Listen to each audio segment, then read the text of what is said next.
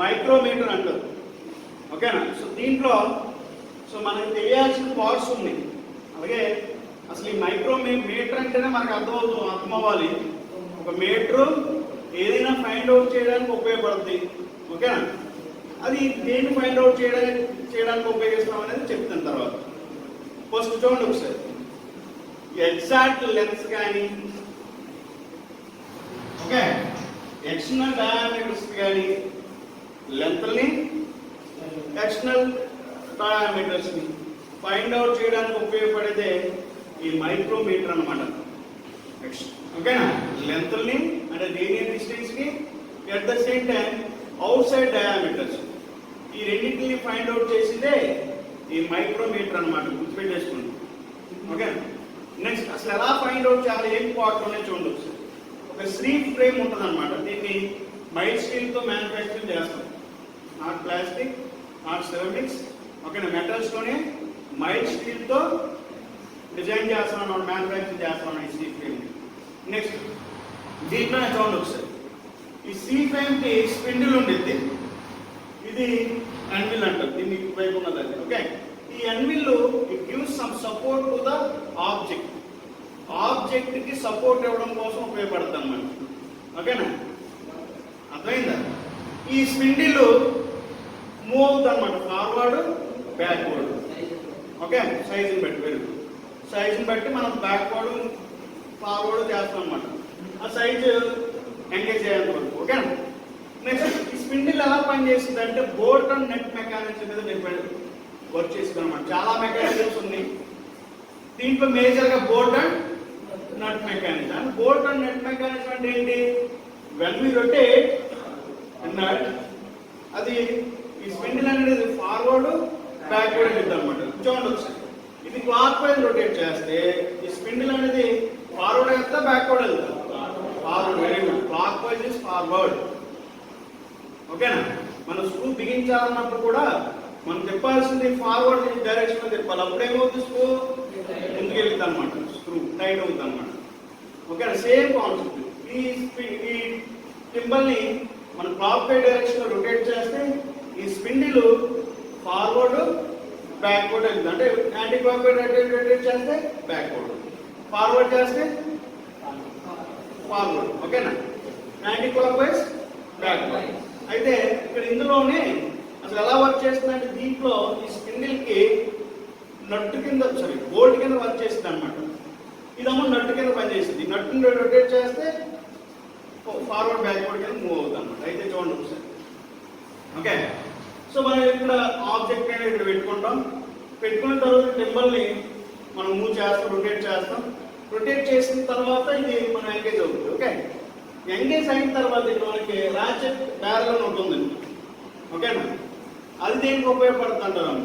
చాలా తక్కువ డిస్టెన్స్ ఉన్నప్పుడు ఈ రాచెట్ బ్యారల్ని టైట్ చేయడానికి ఉపయోగపడుతుంది, బాగా టైట్ చేయడానికి. ఓకే, నెక్స్ట్ ఇక్కడ బాగా అబ్జర్వ్ చేయండి, ఇది ఇంపార్టెంట్.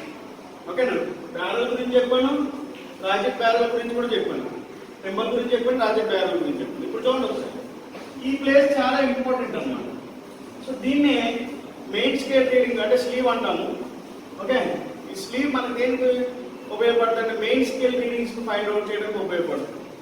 ఓకే, స్లీవ్స్ అంటే మనకు తెలుసు, బేరింగ్లో ఎక్కువ స్లీవ్స్ యూజ్ చేయాలి, స్లీవ్ టైప్. ఓకేనా? స్లీవ్ మనం దీనికి కూడా ఉంటుంది, దీనికి జర్నల్ బేరింగ్ కి స్లీవ్ ఉంటుంది చూసారా, అలా స్లీవ్. ఈ స్లీవ్ లోనే స్పిన్డిల్ ఉంటుంది, గుర్తుపెట్టుకోండి. ఈ స్లీవ్ లోనే స్పిన్డిల్ ఉంటుంది. స్లీవ్ పైనే మనకి మెయిన్ స్కేల్ రీడింగ్ ఉంటుంది, దాన్ని MSR అంటారు. నెక్స్ట్ సర్క్యులర్ స్కేల్ ఉంటుంది, ఆన్ టెంబల్ మీద ఉంటుంది అన్నమాట. ఓకేనా? అసలు ఇది ఎలా వర్క్ చేసింది పార్ట్ చెప్పాను, మెయిన్ స్కేల్ రీడింగ్ చెప్పాను, సర్క్యులర్ గురించి చెప్పాను, టెంబల్ గురించి చెప్పాను, అలాగే బ్యారల్ గురించి చెప్పాను. నర్లింగ్ ఎందుకు ఇస్తామంటే గ్రిప్పింగ్ కోసం అన్నమాట. నర్లింగ్ అంటే నర్లింగ్ ఆపరేషన్ మీకు తెలిసి MMTలో చదువుకుని ఉంటారు. థ్రెడ్డింగ్, నర్లింగ్, ఓకేనా, ట్యాపరింగ్, దాంట్లో నర్లింగ్ అనమాట. సో చాలా ప్లేసెస్ చూస్తాం, టూల్స్ ఎక్కువ పట్టుకునే కూడా ఈ నర్లింగ్ అనేది ఉంటుంది. ఓకేనా?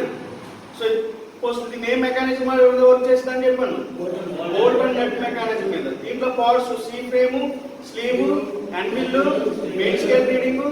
మెయిన్ స్కేల్ రీడింగ్ ఏమో స్లీవ్ మీద ఉండిద్ది, ఓకేనా. సర్క్యులర్ స్కేల్ ఏమో టెంబల్ మీద ఉండిద్ది. అలాగే ప్రాజెక్టు ప్యారల్ అనేది, ఓకేనా. ఈ ప్రాజెక్ట్ కి మనకి ఏంటంటే చాలా తక్కువ క్లియరెన్స్ ఉన్నప్పుడు వర్క్ చేసింది. అది కూడా టిక్ టిక్ టిక్ టిక్ మన సౌండ్ వచ్చింది అనమాట. అంటే ఆ సౌండ్ రావడానికి ఒక రీజన్ ఏంటంటే టైట్ అయిపోయింది, ఆఫ్ చేయండి, ఓకేనా. అలా టిక్ మన సౌండ్ వచ్చేంత వరకు ప్రాజెక్టు ప్యారల్ మనం ఉపయోగిస్తాం అన్నమాట. చూడండి ఒకసారి. ఇప్పుడు ఆపరేషన్ చెప్తున్నాను. ఏదైనా ఒక ఆబ్జెక్ట్ పెట్టామనుకోండి, ఓకే. ఇక్కడ ఒక ఆబ్జెక్ట్ పెట్టాం, ఇది మన ఆబ్జెక్ట్, ఓకే. సో పెట్టిన తర్వాత నాకు ఇలా ఎంగేజ్ అయింది.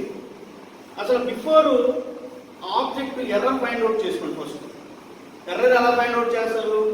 ఈ లైన్ ఉంది కదా, మెయిన్ స్కేల్ రీడింగ్ లైన్ మీదే మనకి నెంబర్స్ ఉంది, ఓకే. అర్థమైందా? ఈ మెయిన్ స్కేల్ లైన్ 0కి కోయిన్సైడ్ అవుతుందా లేదా అనేది మనకి ఎలా చేస్తాం? Without object first find out చేసుకుంటాం, ఓకే.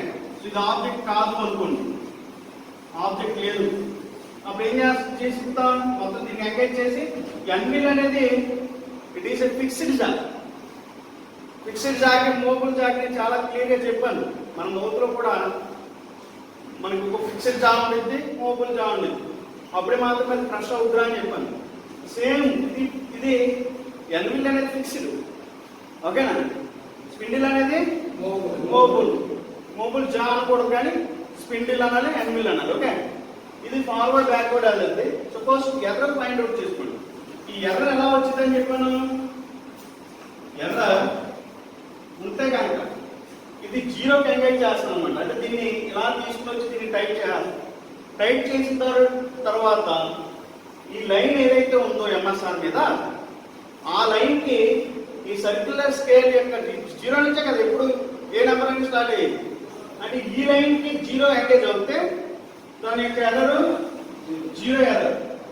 ఇన్ కేస్ ఫ్రంట్కి వెళ్తే కదా, ఫ్రంట్కి వెళ్తే 1 కాడో లేదా 2 కాడో ఉందనుకోండి, ఎర్రర్ పాయింట్ని 0కి తీసుకోవాలన్నమాట. లేకపోతే వచ్చిన వాల్యూకి ఎర్రర్ని యాడ్ చేసుకోవాలి, ఓకే. అర్థమైందా? ముందుకుంటున్నాము యాడ్ చేసుకుంటాం, లేకపోతే బ్యాక్ ఉంటున్నాము మినిమైజ్ చేయాలి, ఓకేనా. సో నెక్స్ట్ ఇంకోటి, ఎంఎస్ఆర్ మీద రీడింగ్స్ ఎలా ఉంటాయి సార్? సెంటీమీటర్లు ఉంటాయా, ఎంఎంలో ఉంటాయా అని, అంతే కదా క్వశ్చన్. అసలు ఈ మైక్రోమీటర్ మనకి ఎక్కడ వరకు ఫైండ్ అవుట్ చేయిస్తారంటే 2.5 సెంటీమీటర్స్ వరకు మాత్రమే ఫైండ్ అవుట్ చేయొచ్చు. 2.5 centimetre ఎంతది?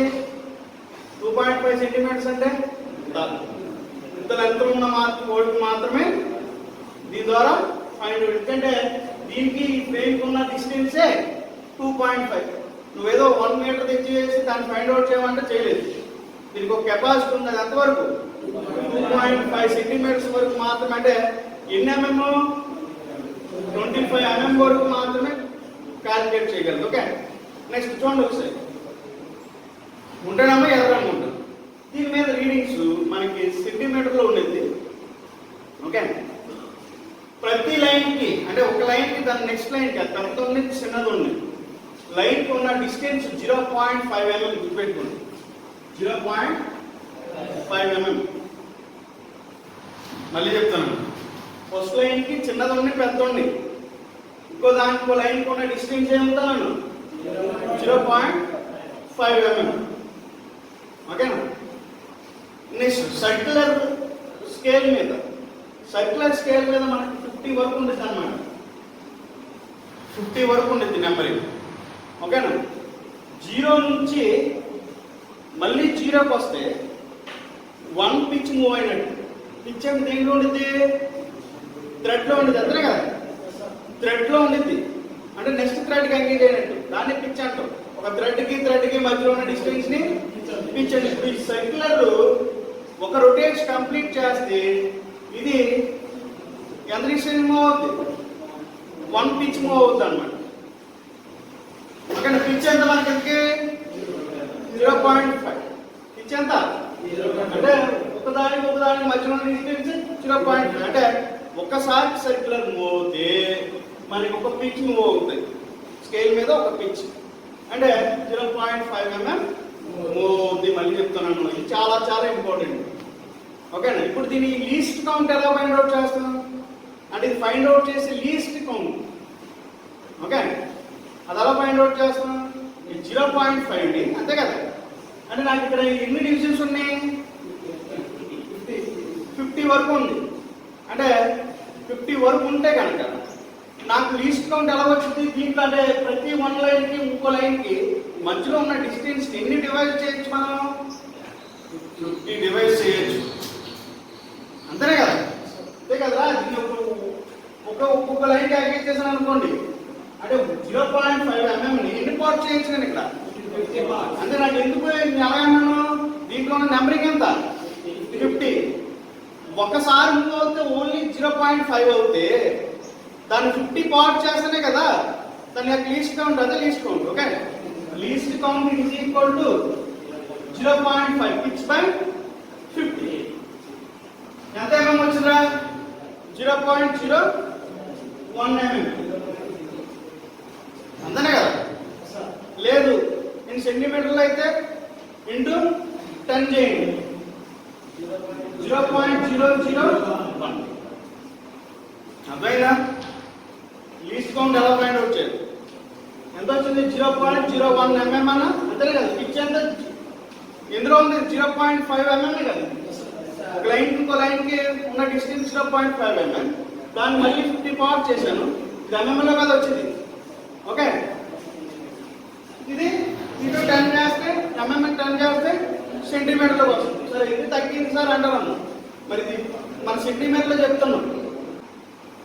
Total readings it is equal to main scale reading, that is MSR plus circumferential scale. అక్కడ వెనియర్ స్కేల్ వచ్చింది, ఇద్దరును వెనియర్ కాలం వచ్చింది. ఓకేనా? Circumferential scale into least count అన్నమాట. తీసుకుంటే అన్ని సెంటీమీటర్లో తీసుకుంటే వచ్చేసింది. లేదు ఎంఎంలో తీసుకున్నా అన్ని ఎంఎంలో తీసుకోండి, లేదు సెంటీమీటర్ తీసుకుంటే అన్ని సెంటీమీటర్లోనే తీసుకోండి. ఓకేనా? ఇదిగోండి. సో ఎంగేజ్ చేశాను. ఓకేనా? అలా ఆబ్జెక్ట్ ఉండే అంతవరకు ఇదో సౌండ్ వస్తుంది చూసారా? ఆ సౌండ్ వచ్చేంత వరకు టైట్ చేయండి. టైట్ చేసిన తర్వాత మనకు వచ్చిన రీడింగ్ చూడండి ఒకసారి.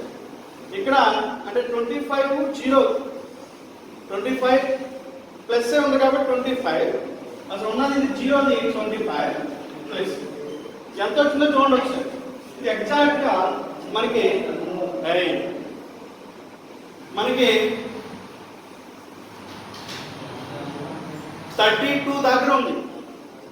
35 36 దగ్గర ఉంది. ఎగ్జాక్ట్ గా చూపిస్తాను మీకు. 36 దగ్గర ఉంది, 36 mm దగ్గర ఉంది. ఓకేనా? కాలం మీ స్కేల్లో కూడా చూపిస్తాను, ఇదే లెక్క మీకు స్కేల్లో కూడా చూపిస్తాను. 36 MSR ఉంది. తర్వాత ఉన్న డిజిట్ పాయింట్ ఏదైతే 36 mm పాయింట్ ఉంది కదా, ఆ పాయింట్ ఎలా పాయింట్ అవుట్ చేయాలి చూడండి. ఓకేనా?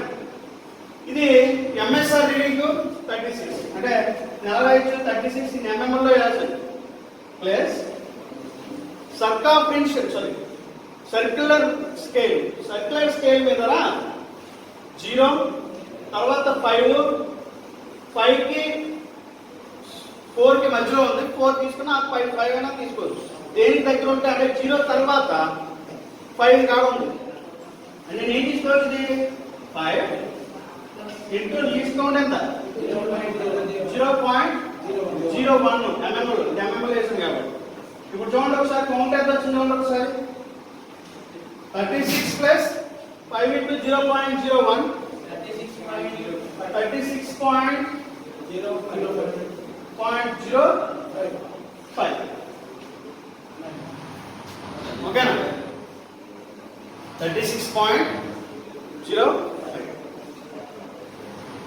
అన్ని ఎంఎంలో రాశాను. ఓకేనా? అర్థమైంది చెప్పింది. ఇది ఎంఎం.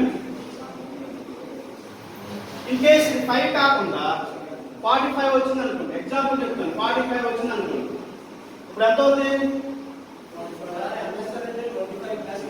36 ప్లస్ 45 ఇంటూ 0.01 ఎంత వచ్చింది చూడండి ఒకసారి. 36 అంటే చూడండి ఒకసారి 36.45. నేను ఇదే చెప్పాను, ఈ డిజిట్ ఇవ్వడానికి ఉపయోగపడుతుందా అని చెప్పాను. ఏది? Circular scale. ఓకేనా? నేను చెప్పాను ఈ డిజిట్ ని మనం వితౌట్ ఈ మైక్రోమీటర్ మనం చూడలేము. ఓన్లీ 36 వరకు మనం చూడవచ్చు స్కేల్ మీద. ఈ పాయింట్ చూడలేము, ఈ పాయింట్ చూడలేము. సో దానికోసమే మనం ఫైండ్ అవుట్ చేద్దాం అన్నమాట. దీనికి మాత్రం 5 వచ్చింది. 5 ఇంటూ 0.01. సో ఎగ్జాక్ట్ గా 36.05 mm దీని యొక్క లెంత్. ఓకేనా? ఇప్పుడు ఒక్కొక్క ఆబ్జెక్ట్ ని ఫైండ్ అవుట్ చేయండి. ఇదే ఆబ్జెక్ట్ మీకు వస్తుందో రాలేదో చూసుకోండి ఒకసారి.